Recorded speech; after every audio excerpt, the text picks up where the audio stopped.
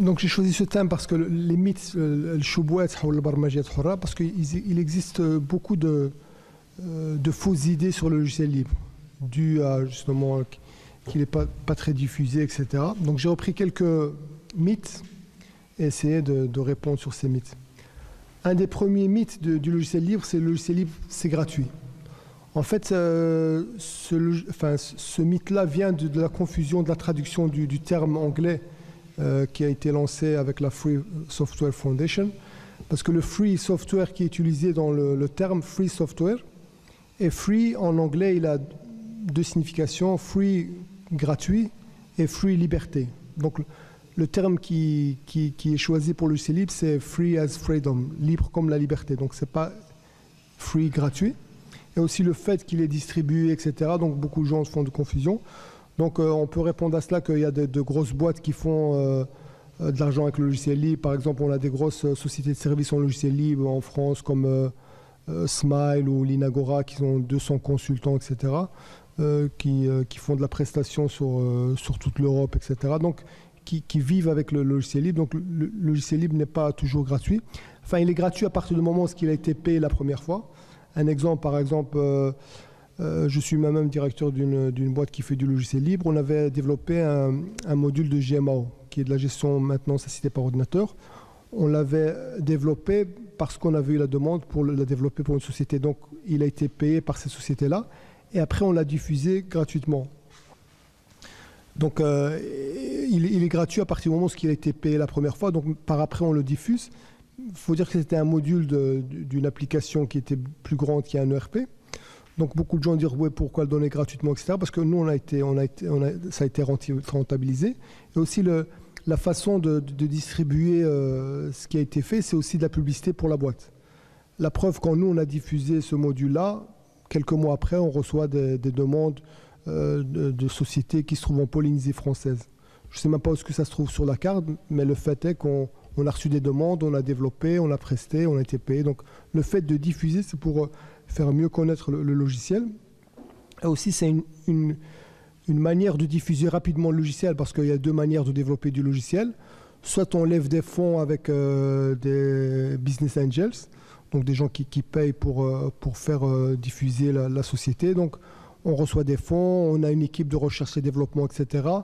Après, pour payer les investisseurs, il faut que le logiciel soit vendu avec des licences, etc. Donc ça, c'est le modèle classique. Le modèle logiciel libre, au lieu de faire une équipe de recherche et développement et payer des commerciaux beaucoup d'argent pour faire connaître le logiciel, etc., c'est de recherche et développement, c'est les gens qui l'utilisent et qui donnent le feedback, etc. C'est de la recherche et développement pour cette société-là. Et le fait que tout le monde l'utilise et en parle, il y a bien des gens qui veulent des adaptations, qui payent pour ça. Et c'est la manière de diffuser le logiciel. Par exemple, une boîte comme OpenRP, ils ont commencé à diffuser avec le logiciel libre. Maintenant, ils sont connus dans 80 pays. M. Zanen justement disait qu'en Arabie Saoudite, actuellement, il y a 10 partenaires officiels d'OpenRP rien qu'en Arabie Saoudite. Donc c'est la preuve que le modèle économique existe et qu'il est viable. Un autre mythe, c'est que le logiciel libre n'est pas pérenne, la pérennité. Donc la pérennité, c'est quoi? C'est qu'il y ait une continuation de prestations dans le temps, au contraire, ce mythe-là, c'est justement le contraire qui se passe. Parce que quand on achète un logiciel propriétaire dans lequel on n'a pas accès, c'est comme par exemple on achète une voiture chez un concessionnaire et lorsqu'on tombe en panne, on ne peut pas ouvrir le capot. On doit aller chez la boîte qui nous l'a vendu. Donc on ne peut pas ouvrir le capot même si on connaît de la mécanique et on ne peut pas l'amener chez un autre mécanicien. Tandis qu'un logiciel libre, c'est comme la voiture, mais on peut avoir accès au moteur, on peut aller chez un autre mécanicien, etc. On n'est pas lié à le premier vendeur, etc. Justement, comme le parlait M. Zanen de la pérennité des données, etc., que c'est dans des formats fermés. Il suffit que la société qui vend le logiciel libre soit en difficulté ou ferme, on ne peut plus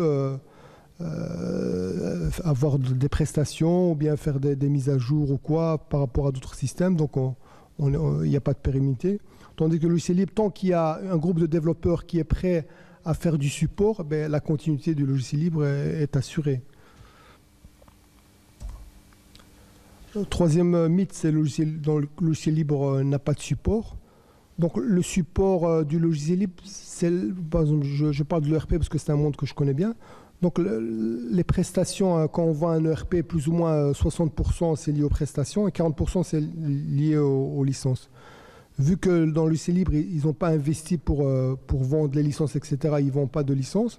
Donc les 60% liés aux prestations et services, c'est au même niveau de qualité que les logiciels propriétaires. Et même les contrats qui se font par après de service level agrément, etc., des contrats de support de prestations, c'est les mêmes que les logiciels propriétaires. C'est-à-dire qu'il y a des périodes, il y a des minimums de prestations, il y a qu'est-ce qui est compris dans le support, qu'est-ce qui n'est pas compris, etc. Donc il suffit qu'il y ait les contrats de support. Mais généralement, les gens, ils veulent le beurre, l'argent du beurre et le sourire de la crémière. Donc ils téléchargent un logiciel libre, ils ne veulent pas payer un prestataire, ils font par des stagiaires, etc.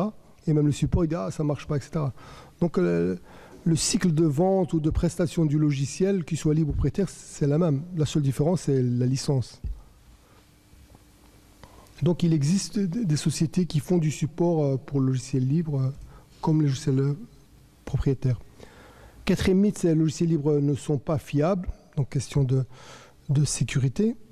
Donc déjà le fait qu'on a accès, dans les logiciels libres, il y a accès au code. Donc quand on voit le nombre de patchs de sécurité qui existent dans le logiciel libre, il suffit qu'on détecte une faille de sécurité. Quelques heures après, il y a un patch qui est publié et la faille de sécurité est résolue. Tandis que dans le logiciel propriétaire, il faut des mois, il faut attendre la prochaine version pour que l'éditeur veuille bien produire un patch. Et même si votre problème il est seulement lié à vous et qu'il n'y a pas une taille critique, assez de gens pour qu'il produise un patch, il ne le fera pas. Donc il suffit de voir les versions de logiciels monopolistiques. Mais les patchs, c'était 1 ou 2 fois par an par système. Donc il fallait voir est-ce que notre problème, il avait un patch ou pas. Donc et la preuve, on voit que les sociétés, les services de sécurité, même américains, utilisent du libre dans leur système à eux. Donc c'est la preuve qu'il est fiable. Cinquième mythe, c'est qu'il n'y a pas de modèle économique pour les logiciels libres. Donc cette phrase-là, je l'ai entendue d'un responsable Microsoft. J'avais participé à une journée du libre à Agadir où il y avait un responsable de Microsoft qui assistait. Parce que Microsoft, il assiste aussi aux journées du libre. Donc c'était l'adage de Randy. Donc au départ, il vous combattent, ensuite il vous imite et ensuite vous gagnez. Donc au départ, Microsoft, c'était Linux c'est un cancer, etc. Donc la phrase célèbre qui a été prononcée par Ballmer.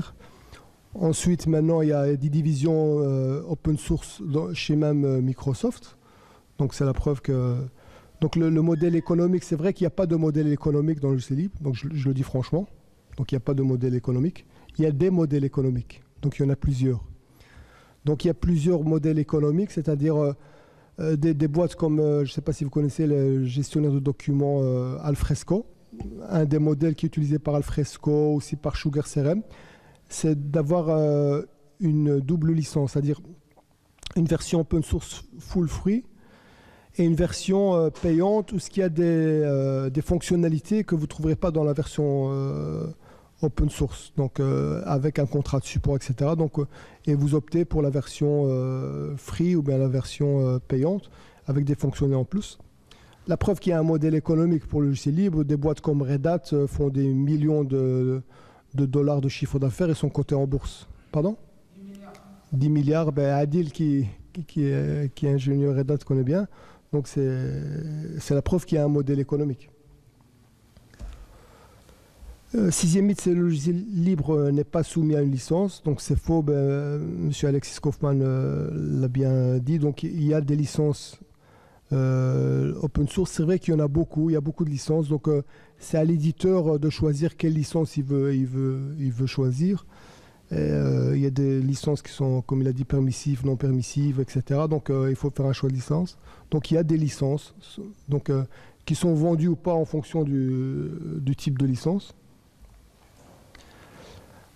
Un autre mythe, c'est que le logiciel libre n'est pas documenté. Donc c'est vrai qu'il il y a une pléthore de documentation parce que beaucoup de gens produisent, donc c'est trouver la bonne documentation. Là, généralement, l'éditeur documente assez bien, surtout à ses clients qui ont des contrats de support, donc ils remettent de la documentation bien faite, etc. Il y a le problème aussi de la langue, donc je félicite le projet Framalangue pour la traduction, etc. Donc, s'il n'y a pas assez documenté, c'est vrai qu'on recherche chaque fois des gens qui veulent bien contribuer. Donc, il ne faut pas nécessairement être informaticien pour contribuer, mais aussi quelqu'un qui connaît bien les langues, etc., peut aider à mieux documenter le logiciel libre. Donc, je vous remercie pour votre attention. Shukran.